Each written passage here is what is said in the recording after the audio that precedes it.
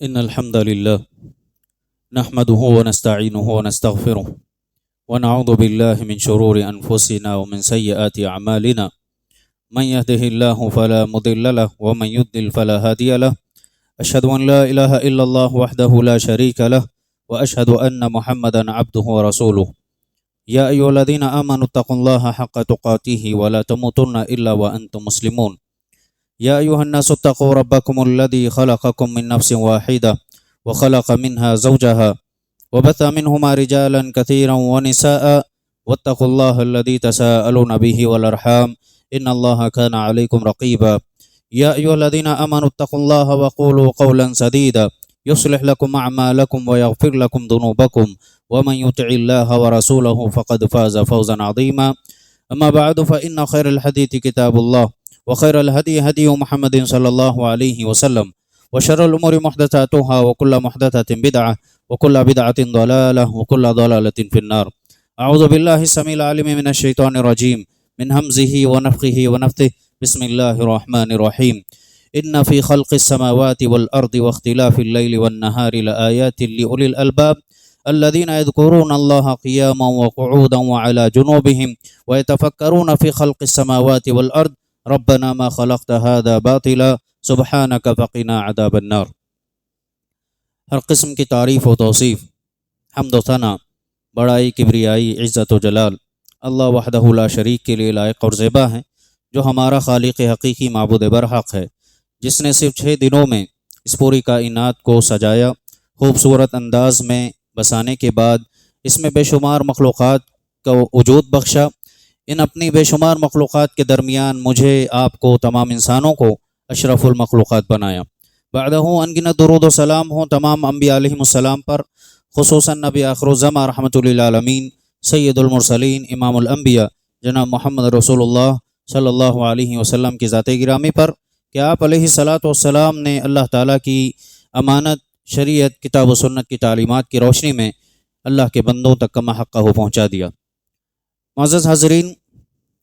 خطبہ مسنونہ کے بعد سورہ آل عمران کی آخری آیات میں سے 190 اور 191 دو آیتیں آپ کے سامنے پڑھی گئیں۔ ان 2 آیتوں میں اللہ رب العزت نے اپنے ان بندوں کی خصوصیات اور صفات کا ذکر کیا جو اللہ رب العزت کی مخلوقات میں غور و فکر کرتے ہیں۔ ان کے سلسلے میں اللہ رب العزت نے اس طریقے سے بیان کیا کہ بے شک آسمان و زمین کی تخلیق اور دنوں کے الٹ پھیر میں اللہ رب العزت کی نشانیاں ہیں۔ کس کے لیے؟ لآیات لأولی الالباب، عقل مند لوگوں کے لیے، عقل رکھنے والے لوگوں کے لیے۔ وہ کون ہیں؟ ان کا تذکرہ اللہ نے آگے فرمایا، الذین یذکرون اللہ قیاما وقعودا وعلی جنوبہم، جو لوگ اللہ رب العزت کو اپنے حالت قیام میں یاد کرتے ہیں، حالت قعود جب بیٹھتے ہیں، جب سوتے ہیں، ہر وقت اللہ رب العزت کا ذکر کر رہے ہوتے ہیں، اور ساتھ ہی ساتھ جب اللہ رب العزت کی اس بے شمار مخلوقات کے درمیان خصوصاً آسمان و زمین کی تخلیق پر غور کرتے ہیں تو بے ساختہ ان کی زبان سے نکلتا ہے ربنا ما خلقت ھذا باطلا، کہ اللہ رب العزت تو نے اس کائنات میں جو چیز بھی پیدا کی ہے وہ بلا مقصد تو نے پیدا نہیں کیا ہے، اس کا کوئی نہ کوئی مقصد ہے۔ اور اللہ رب العزت نے فرمایا، پھر فوراً ہی وہ اپنی آخرت کی فکر کرتے ہوئے اللہ سے دعا کرتے ہیں، ربنا سبحانک فقنا عذاب النار، کہ اللہ رب العزت تیری ذات ہر عیب سے پاک ہے، لہٰذا ہمیں عذاب قبر سے، عذاب جہنم سے بچا لینا۔ یہ آخرت کی فکر ان لوگوں کو ہوتی ہے جو اللہ کا ذکر کرتے ہیں اور اللہ کی آیتوں اور نشانیوں میں غور و فکر کرتے ہیں۔ معزز حاضرین، اس آیت کے ضمن میں سمجھنے والی بات یہ ہے کہ اللہ رب العزت نے عقل مند لوگوں کی جو صفات، خصوصیات، نشانیاں بیان کی ہیں وہ یہ کہ اللہ رب العزت کی جو کائنات اللہ نے پھیلا دی ہیں، سجائی ہیں، اس میں جو لوگ غور و فکر کرتے ہیں، آسمان و زمین کے عجائبات کو دیکھتے ہیں، اور ڈھیر ساری اللہ رب العزت کی جو مختلف نوع صنعتیں اللہ نے بنائی ہیں، ان کو صرف دیکھ کر کے اپنی معلومات میں اضافہ نہیں کرتے ہیں، صرف اپنی نالج کو گین نہیں کرتے ہیں، بلکہ اللہ رب العزت نے بتایا کہ زمین کتنی گول ہے، آسمان و زمین کیسے پیدا کیے گئے، ان کا فاصلہ کتنا ہے، چاند کی ہیئت کیا ہے، اس کی دوری سورج سے کتنی ہے، زمین سے کتنی ہے، یہ صرف معلومات ہیں. لیکن جیسے جیسے اللہ رب العزت کی ان عجائبات کے راز ان لوگوں پر کھلتے جاتے ہیں، وہ ساتھ ہی ساتھ ان کے حقیقی صانع، ان کے حقیقی خالق اللہ رب العزت کی طرف رجوع کر رہے ہوتے ہیں. یہی وجہ ہے کہ بہت سارے سائنٹسٹ جنہوں نے اللہ رب العزت کی اس کائنات میں غور و فکر کیا، چھوٹی چھوٹی چیزیں سبب بنی ان کے ایمان قبول کرنے کا، دائرہ اسلام میں داخل ہو گئے. اور وہیں بہت سارے ایسے سائنٹسٹ اور سائنسدان ہیں کہ جو بہت ساری معلومات اپنے پاس رکھتے تھے، لیکن یہ توحید کا راز جب ان پر نہیں کھلا، دل ان کا بند رہا، تو وہ لوگ ان حقائق کو اپنی آنکھوں سے دیکھنے کے باوجود بھی قبول کرنے سے قاصر تھے. تو اللہ رب العزت نے دراصل اس آیت کے ذریعے سے پیغام دیا، دعوت تدبر دیا، دعوت تفکر دیا کہ اللہ رب العزت کے عقل مند بندے وہ ہیں جو کہنے کو عقل اپنے پاس رکھتے ہیں، اللہ کی کائنات کے سلسلے میں معلومات بھی ہیں، لیکن جب یہ معلومات ان کے سامنے رکھی جائیں یا ان کے سامنے خود اللہ کے راز کھلتے چلے جاتے ہیں، وہ سیدھے اللہ رب العزت کی طرف رجوع کرتے ہیں. اور رجوع کرتے ہوئے بے ساختہ طور پر ان کا ایمانی جذبہ امڑ آتا ہے اور بے ساختہ طور پر اپنی زبان سے کہتے ہیں ربنا ما خلقت ھذا باطلا، جو چیز بھی اس کائنات میں موجود ہے اللہ تو نے اسے بیکار نہیں پیدا کیا ہے، بیکار نہیں پیدا کیا ہے. ایک چھوٹی سی چونٹی کو بھی اللہ رب العزت نے ایک عظیم مقصد کے لیے پیدا کیا ہے. یہ اللہ رب العزت بہتر جانتے ہیں کہ کس مخلوق کا کیا مقصد ہے. جہاں میں اور آپ انسان ہیں، میرے اور آپ کی تخلیق کا مقصد اللہ نے قرآن کریم میں واضح طور پر فرما دیا، وَمَا خَلَقْتُ الْجِنَّ وَالْإِنسَ إِلَّا لِيَعْبُدُونَ، کہ جنوں اور انسانوں کو میں نے صرف اور صرف اپنی عبادت بندگی کے لیے پیدا کیا ہے. اس آیت کی تفسیر میں مفسر قرآن صحابی رسول ابن عباس رضی اللہ عنہما کہتے ہیں اے لیوحدون، اللہ رب العزت کی بندگی اور عبادت کے لیے جب اللہ نے پیدا کیا ہے تو اس مقصد کو بندے یوں سمجھیں کہ اللہ کی توحید ان کا اہم مقصد ہے. ویسے ماننے کو تو کئی لوگ اللہ رب العزت کو مانتے ہیں، کہتے ہیں اوپر والا ہے، بہت سارے لوگ مانتے ہیں، لیکن اللہ رب العزت کو اکیلا ماننا، تنہا تنہا وہی اس کائنات کے نظام کو چلانے والا ہے، یہ بات سمجھنا یہ اللہ رب العزت کے حقوق میں سب سے پہلا حق ہے کہ اللہ رب العزت کو واحد و یکتا مانا جائے، اس کی وحدانیت کا اقرار کیا جائے. تو اللہ رب العزت نے بات بتائی کہ عقل مندوں کی نشانی یہ ہے کہ ان کائنات کی نشانیوں میں غور و فکر کرنے کے بعد وہ لوگ اللہ رب العزت جو کہ ان کا حقیقی خالق ہے اس کی طرف لوٹیں، اور ساتھ ہی ساتھ اپنے ایمان کو مضبوط کرتے ہوئے اور اپنی آخرت کی فکر کرتے ہوئے اللہ تعالیٰ سے یہ دعا کرتے ہیں کہ سبحانک، اللہ تعالیٰ تو پاک ہے.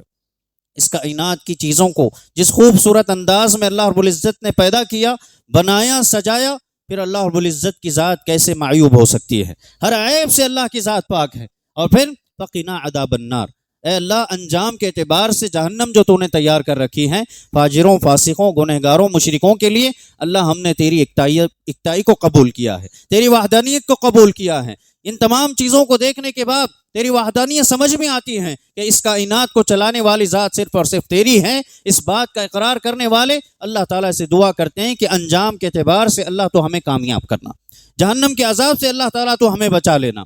معزز حاضرین، کیا آپ نے کبھی غور کیا؟ بہت سارے ایسے واقعات، اسلامی واقعات تاریخ اسلام میں ہمیں ملتے ہیں جہاں ہمیں یہ بات معلوم ہوتی ہے کہ صرف قرآن کریم کی 3 آیتیں کسی کی ہدایت کے لیے کافی ہیں. کسی کی ہدایت کے لیے قرآن کریم کی صرف 3 آیتیں. صحیح بخاری کی روایت ہے، ایک واقعہ ہے، جبیر بن مطعم رضی اللہ عنہ جو ابھی مشرکین میں سے تھے. غزوہ بدر کے واقع ہونے کے بعد جو لوگ مشرکین میں سے قید کر لیے گئے تھے ان کے سلسلے میں بات کرنے کے لیے اللہ کے نبی علیہ الصلوۃ والسلام کے پاس یہ حاضر ہوئے تھے. مکہ سے مدینہ آئے تھے، اور اللہ کے نبی علیہ الصلوۃ والسلام کی دعوتوں کی حکمتوں میں سے ایک حکمت یہ تھی کہ آپ علیہ الصلوۃ والسلام نے جہاں ان قیدیوں کو مسجد کے بالکل قریب میں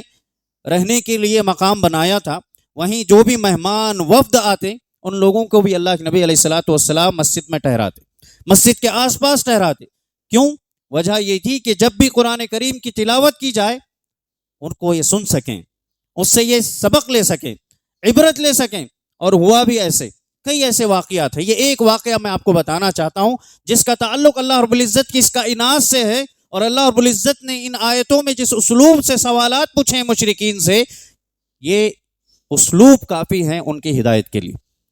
جبیر بن مطعم اپنا واقعہ بیان کرتے ہیں کہ جب میں اللہ کے نبی علیہ الصلوۃ والسلام کے پاس پہنچا تو آپ علیہ الصلوۃ والسلام مغرب کی نماز ادا کر رہے تھے، امامت فرما رہے تھے، اور آپ نے اس میں سورہ طور کی یہ آیتیں پڑھی، ام خلقوا من غیر شیء اہم الخالقون، کیا یہ بغیر خالق کے پیدا ہو گئے؟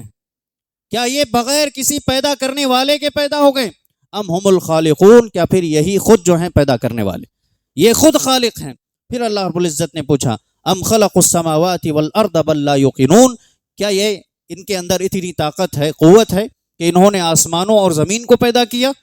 بلکہ یہ لوگ یقین نہیں رکھتے ہیں اللہ تعالیٰ کے وعدوں اور وعیدوں پر۔ پھر اللہ نے آگے فرمایا ام عندہم خزائن ربک ام ہم المسیطرون، کیا ان کے پاس اللہ رب العزت کے خزانے ان کے پاس رکھے گئے ہیں کہ یہ جسے چاہیں دے دیں اولاد کی شکل میں، جسے چاہے دولت کی شکل میں، جسے چاہے روزی اور روٹی کی شکل میں، جو کچھ بانٹنا چاہیں؟ کیا یہ اللہ کے علاوہ جو معبود بنا لیے گئے ہیں ان کے پاس تمہارے رب کے خزانے رکھے گئے ہیں کہ جسے چاہے جتنا نوازتے جائیں؟ یہ سوال جس طریقے سے اللہ تعالیٰ نے سوالات پوچھیں، جبیر بن مطعم رضی اللہ عنہ اپنے بارے میں اپنی کیفیت بیان کرتے ہیں کہ ان آیتوں کا ڈائریکٹ اثر میرے دل پر ہوا، اور دل پر جو کیفیت طاری ہوئی انہوں نے بیان کی، کاد قلبی ان یطیر، قریب تھا کہ میرا دل ہواؤں میں اڑ جاتا۔ اس قدر اثر میرے اوپر قرآن کریم کی ان آیتوں کا ہوا، اس اسلوب کا ہوا، جو اسلوب اللہ رب العزت نے ان آیات میں اپنایا ہے۔ پھر ایک اور روایت میں کہتے ہیں اول ما وقر الایمان فی قلبی، یہ پہلا سبب تھا، اسلام میرے دل میں داخل ہو گیا۔ قرآن کریم کی ان 3 آیتوں کے اسلوب کو سننے کے بعد جبیر ابن مطعم کہتے ہیں کہ ان کا انداز، ان کا اسلوب، جیسے اللہ رب العزت نے بتایا کہ بغیر خالق کے کوئی چیز پیدا ہو نہیں سکتی ہے، اور اگر کسی نے دعویٰ کیا کہ خالق نہیں ہے تو پھر گویا وہ یہ دعویٰ کرنا چاہتا ہے کہ وہ خود ہی خالق ہے، کہ اس نے اپنے آپ کو بنایا ہے، جبکہ دونوں ہی چیزیں ناممکن ہیں۔ یہ بڑی حقیقت ہے، ایک بڑا راز ہے اس کائنات کا، جو آج کل کے اعتبار سے ہم دیکھتے ہیں ایتھسٹ قسم کے جو لوگ ہیں، ملحد جن کا کوئی دین نہیں ہے، جو یہ کہتے ہیں دیر از نو گاڈ، اللہ تعالیٰ ہے ہی نہیں، کوئی خالق نہیں ہے، ایسے لوگوں کے لیے یہ آیتیں دعوت تدبر دیتی ہیں، غور و فکر کرنے کے لیے یہ آیتیں کافی ہیں۔ یہ کچھ آیتیں، یہ ایک مثال میں نے آپ کے سامنے رکھی ہیں، ان کے علاوہ قرآن کریم میں بہت ساری ایسی آیتیں ہیں جن میں اللہ رب العزت نے اپنی عظمت اور اپنی عظیم نشانیوں کا تذکرہ کرتے ہوئے، اپنی قدرتوں کا تذکرہ کرتے ہوئے ایسے ہی پیغام دیا، دعوت دی کہ غور و فکر کرنے والوں کے لیے اس میں نشانیاں ہیں۔ اگر تم یہ سمجھتے ہو کہ تم عقل مند ہو تو پھر خود کو عقل مند ثابت کرو کہ ان آیتوں میں غور و فکر کرنے کے بعد ان کے حقیقی خالق کی طرف لوٹو، نہ کہ مخلوق کو سجدہ کرو، نہ کہ مخلوق سے اپنی حاجتیں طلب کرو، بلکہ اللہ رب العزت حقیقی معبود ہے۔ اللہ رب العزت نے ایک مقام پر سورہ ابراہیم میں اس انداز سے پوچھا افی اللہ شک فاطر السماوات والارض، کیا اللہ رب العزت کے سلسلے میں ان لوگوں کو شک ہے جس نے کائنات کی میں یہ جو آسمان ہیں، یہ آسمانوں کو پیدا کیا، جس نے زمین کو پیدا کیا؟ کیا ان لوگوں کو اللہ رب العزت کے سلسلے میں شک ہے کہ خالق نہیں ہے یا خالق اللہ کے علاوہ کوئی اور ہے؟ تعجب اس وقت ہوتا ہے، ایسے مسلمان پر ہوتا ہے جسے یہ کہنا پڑتا ہے کہ حاجت روا، مصیبتوں کو دور کرنے والا صرف اور صرف اللہ تعالیٰ ہے۔ بہت سارے ایسے نادان مسلمان ہیں جو اس حقیقت سے بالکل دور ہیں، شرک کو نہیں جانتے ہیں، بلکہ شرک کرتے ہوئے اپنے آپ کو یہ سمجھتے ہیں کہ ہم سچے مسلمان ہیں، ہم پکے مسلمان ہیں، وسیلے طلب کرتے ہیں، جبکہ اللہ رب العزت نے کسی وسیلے کا ذکر نہیں کیا ہے۔ اللہ رب العزت سے جو مانگنا چاہے بندہ ڈائریکٹ مانگ سکتا ہے۔ اللہ کی بندگی کو حقیقی معنوں میں اللہ کی معرفتوں سے حاصل ہو جائے اور بندگی کی ادا آ جائے، طریقہ آ جائے، تو پھر اللہ رب العزت اس کی ضرورتوں کو اس کے پوچھنے سے پہلے ادا کر دیتے ہیں، جب حقیقی معنوں میں توحید کا بندہ حق ادا کر رہا ہو۔ اور ایک مقام پر اللہ رب العزت نے سورہ لقمان میں اس طریقے سے پوچھا ھذا خلق اللہ فارونی ماذا خلق الذین من دونہ،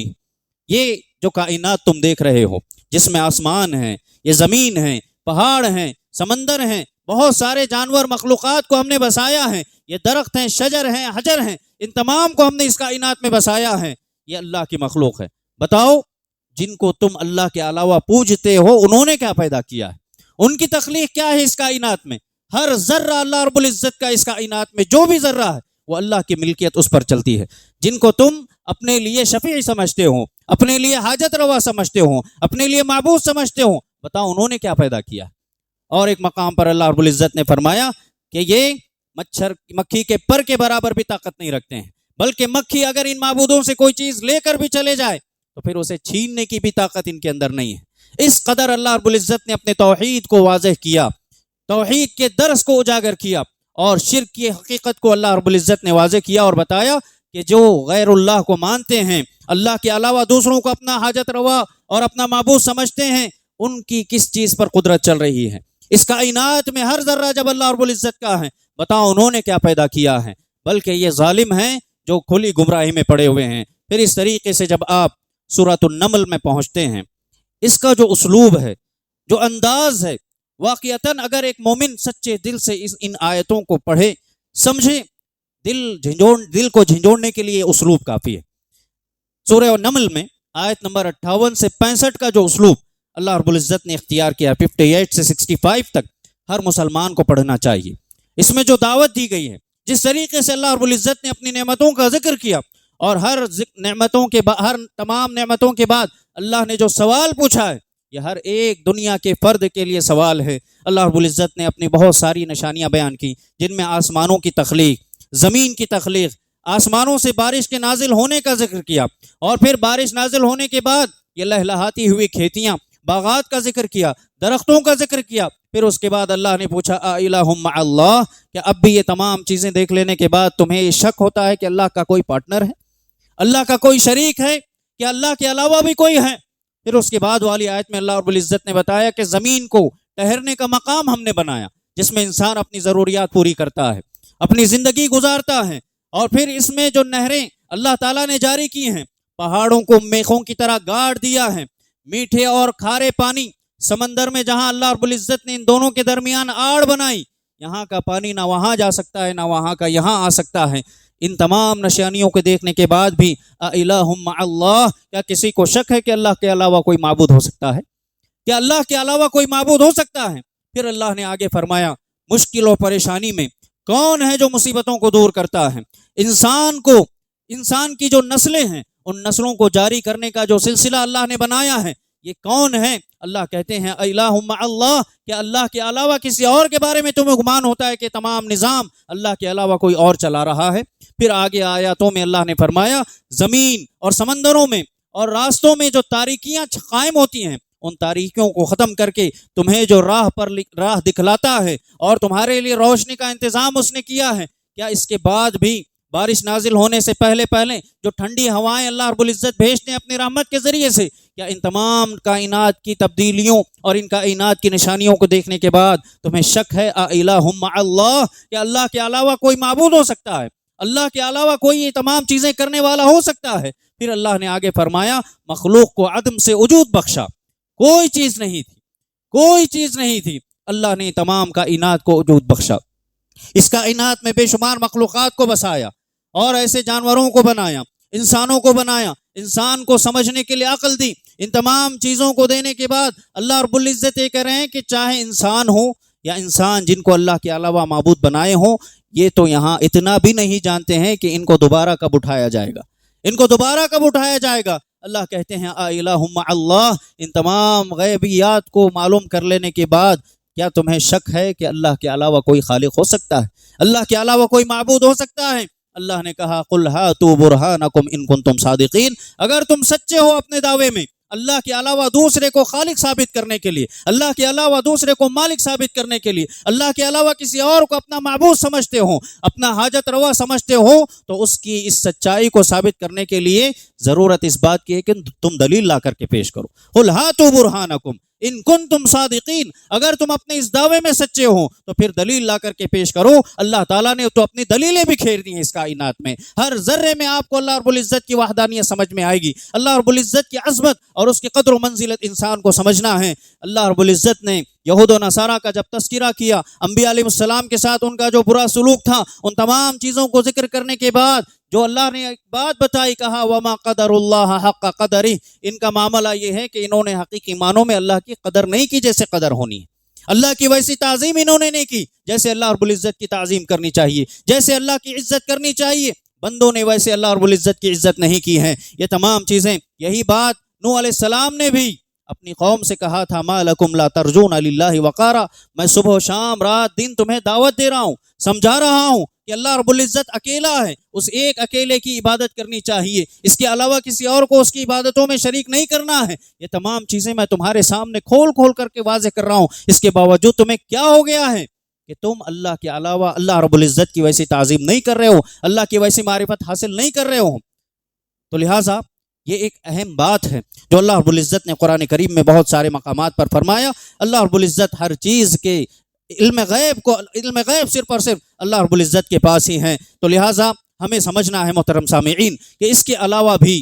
کائنات میں غور و فکر اور تدبر کی جہاں اللہ رب العزت نے دعوت دی ہے، ایک مقام پر اللہ تعالیٰ نے انسان سے اتنا کہا وَفِي أَنفُسِكُمْ أَفَلَا تُبْصِرُونَ، وَفِي أَنفُسِكُمْ أَفَلَا تُبْصِرُونَ، اپنے اطراف میں اس کائنات کی بجائے تم اپنے اندر خود غور کرو، اپنی ذات میں غور کرو، تمہارا جو ڈھانچہ ہے، تمہارا جو جسم بنایا گیا ہے، ان میں کتنی نعمتیں اللہ تعالیٰ نے رکھی ہیں، اس میں کبھی تم نے غور کیا ہے؟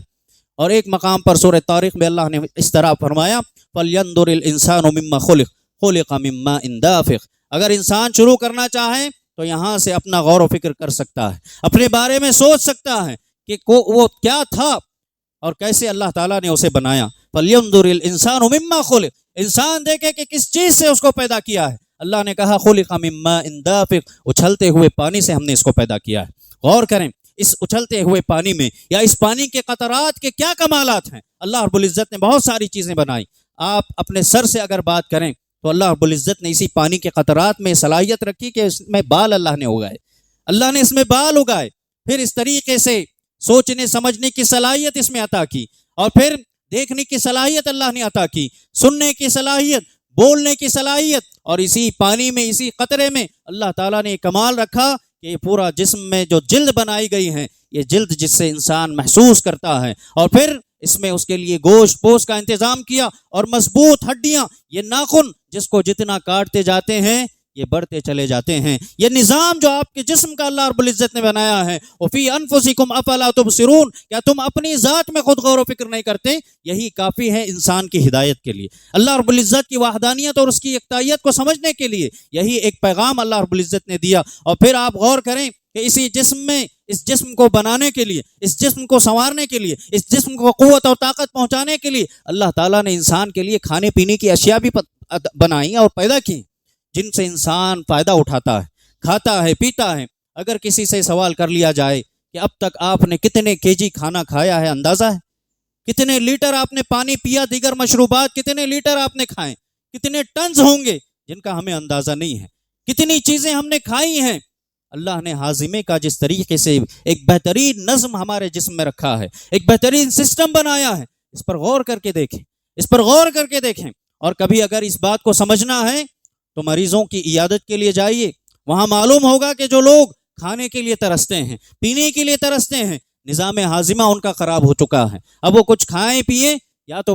منہ کے ذریعے سے یا پھر قضاء حاجت کی طرح وہ چیزیں نکل جاتی ہیں، یا نکلنا جن کو دشوار ہوتا ہے۔ ایسے لوگوں سے آپ معلوم کر کے دیکھیں کہ اللہ نے کتنی بڑی نعمت آپ کے جسم میں رکھی ہے۔ یہ بہت ساری چیزیں ہیں جن پر انسان کو غور و فکر کرنا ہے اور اللہ رب العزت کی توحید کو سمجھنا ہے۔ اور اس کے علاوہ ایک چھوٹی سی بات یہ کہنا چاہوں گا کہ اگر انسان صرف اپنے جسم کے پیروں پر بھی غور کر لے، ان پیروں کی حفاظت کے لیے کتنے جوتے اور چپل ہم نے اب تک بدلے ہیں، بلکہ کئی لوگ تو برانڈڈ پسند کرتے ہیں، برانڈ چاہیے، برانڈ ایک زبردست برانڈ بناتے ہیں، لیدر کی چیزیں استعمال کرتے ہیں، مضبوط سے مضبوط ترین جو کمپنیاں دعوے کرتے ہیں وہ لا کر کے پہنتے ہیں، لیکن 2 سال میں، 3 سال میں، چلیں 10 سال بھی کسی نے پہنے ہوں، اس کے بعد ان کو نکال کر کے پھینک دیتا ہے انسان، اس کی خرابی کی وجہ سے گھس جاتے ہیں زمین کو لگ کر کے۔ لیکن اس انسان کا کیا جس نے اپنے زندگی میں کبھی نہ چپل پہنے ہیں، نہ جوتے پہنے ہیں، لیکن کیا کبھی آپ نے کبھی کسی انسان کے بارے میں سنا کہ اس نے چپل نہیں پہنے اور چلتے چلتے گھس کر کے چھوٹا ہو گیا؟ اس جسم کے اس چمڑے میں اللہ نے وہ طاقت رکھی ہے کہ جو چیزیں بنائی گئیں مضبوط سے مضبوط ترین ربر ہو، یا پھر آپ جس طرح کہتے ہیں سول اچھا ہونا چاہیے، مضبوط ہونا چاہیے، یہ تمام چیزیں زمین سے گھس کر کے ختم ہو جاتی ہیں، خراب ہو جاتی ہیں۔ اللہ نے نظام رکھا، جبکہ اس جلد میں ایک چھوٹا سا کنکر چپ جائے انسان کو احساس ہوتا ہے، ایک چھوٹا سا کانٹا چپ جائے انسان کو احساس ہوتا ہے، لیکن پوری باڈی کے بیلنس کو سنبھالنے کے لیے اللہ رب العزت نے ان پیروں کو بنایا جو کہ کبھی گھٹتے نہیں ہیں، کبھی پستے نہیں ہیں، کبھی ان میں جو ہے رگڑ نہیں پیدا ہوتی ہے۔ تو اس طریقے سے یہ اللہ رب العزت کی دعوت فکر ہے جو انسان کو سمجھنا ہے کہ انسان کے لیے اللہ رب العزت نے کیسے کیسی نشانیاں بکھیر دی ہیں۔ اس کے باوجود بھی اگر کوئی اللہ کے علاوہ کسی اور کو اپنا حاجت روا سمجھتا ہے، اللہ کے علاوہ کسی اور کو اپنا معبود اور خالق سمجھتا ہے، تو اس کی نادانی ہے، کم عقلی ہے، اور یہ کہہ سکتے ہیں کہ یہ واضح جہالت ہے کہ حق کو واضح اپنی آنکھوں سے دیکھ لینے کے باوجود بھی وہ اللہ کے علاوہ کسی اور کو وہ مقام و مرتبہ دینا چاہتا ہے جو حقیقت میں اللہ رب العزت کا مقام ہے۔ اور اگر کوئی ایسا کرتا ہے تو قرآن کریم میں واضح طور پر اور جتنے انبیاء آئے انہوں نے واضح طور پر یہ اسٹیٹمنٹ دے دیا کہ یہی شرک ہے، یہی شرک ہے کہ اللہ رب العزت کے علاوہ کسی اور کو کسی بھی چیز میں اس کا پارٹنر بنا دینا، جبکہ ہر چیز پر، آپ کی ایک ایک سانس پر اللہ رب العزت ہی کی ملکیت ہے، اسی کی بادشاہت چلتی ہے۔ لہٰذا اس وحدانیت کو سمجھنا، اس کی ایکتانیت کو سمجھتے ہوئے صرف اور صرف اللہ رب العزت کے لیے سجدے کرنا، اس کی عبادت و بندگی کرنا میرا اور آپ کا حق ہے، میری اور آپ کی ذمہ داری ہے۔ اسی ذمہ داری کو ادا کرنے کے لیے مجھے اور آپ کو اللہ نے یہ خوبصورت جسم عطا کیا ہے، یہ خوبصورت وجود بخشا ہے، اور فرمایا وما خلقت الجن والانس الا لیعبدون، کہ میں نے جن اور انسانوں کو صرف اپنی عبادت و بندگی کے لیے پیدا کیا ہے۔ نعمتیں مل رہی ہیں اللہ کی، شکر ادا کرتے ہوئے زندگی گزاریں اور اپنے آپ کو عقل مند ثابت کریں۔ یہی پیغام اس خطبے کے ذریعے سے دیا گیا ہے۔ اللہ تعالیٰ سے دعا ہے کہ اللہ تعالیٰ ہم تمام کو جو کچھ بھی باتیں قرآن و حدیث کی روشنی ہم نے سنی ہیں، پڑھی ہیں، سمجھتے ہیں، کما حق اللہ تعالیٰ ان پر عمل کرنے کی توفیق عنایت فرمائے۔ اللہ تعالیٰ جب تک زندہ رکھے، اسلام پر، ایمان پر، عقیدہ توحید پر باقی رکھے، ہر قسم کے شرک و بدعات سے ہمیں بھی، ہماری نسلوں کو بھی اللہ محفوظ رکھنا۔ اللہ جب خاتمہ حسن خاتمہ نصیب کرنا، انتقال کے بعد اللہ تعالیٰ ہم تمام کو عذاب قبر سے، عذاب جہنم سے بچا کر جنت الفردوس میں داخلہ نصیب فرمائے۔ آمین۔ وآخر دعوانا الحمد للہ رب العالمین۔